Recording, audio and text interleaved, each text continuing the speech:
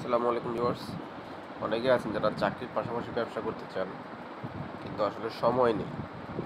যারা শিক্ষিত, সচেতন, চাকরির পাশাপাশি ব্যবসা করছে কিন্তু সময় নেই, তাদের জন্যই হচ্ছে পুঁজিবাজার।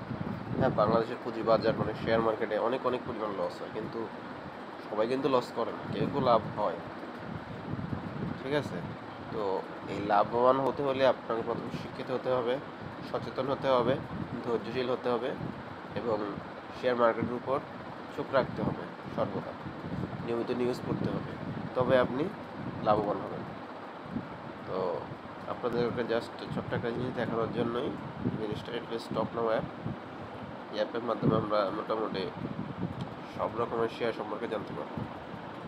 তো দীর্ঘ অনেক দিন লসের পর টানা 3-4 দিন ধরে ঈদের আগে শেয়ার বাজার আবার উপর দিকে উঠেছে। দেখেন সবুজ, মানে একদিনের চার্ট, এটা সবুজ থেকে লাল হয়ে আবার সবুজ, আবার লাল, আবার সর্বশেষ সবুজে গেছে। তার মানে আপনার গত দিন যেটা ছিল মার্কেট আওয়ার, তো গত দিনের যে মার্কেট, সেখানে শেয়ার বাজার উপরের দিকে উঠেছে।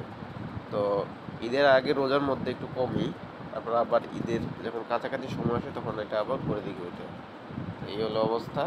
আপনারা এখানে গিয়ে সব রকম শেয়ার সম্পর্কে জানতে পারবেন।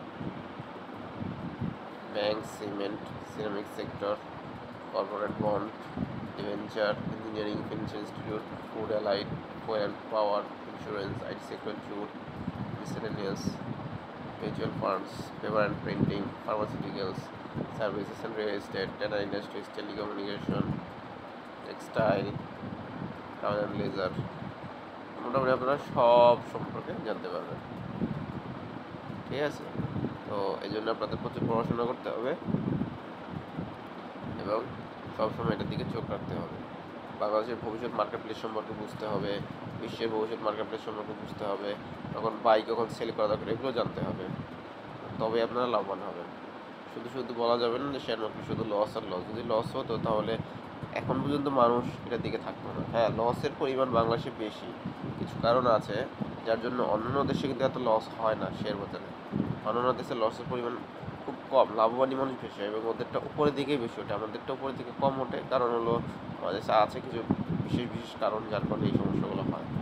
তো আজকে এই পর্যন্তই। আশা করি আপনারা যারা শেয়ার বাজারের প্রতি ইন্টারেস্টেড তারা বেশি বেশি করে পড়াশোনা করবেন এবং বাংলাদেশকে এগিয়ে নিতে আপনারা সাহায্য করবেন। ধন্যবাদ।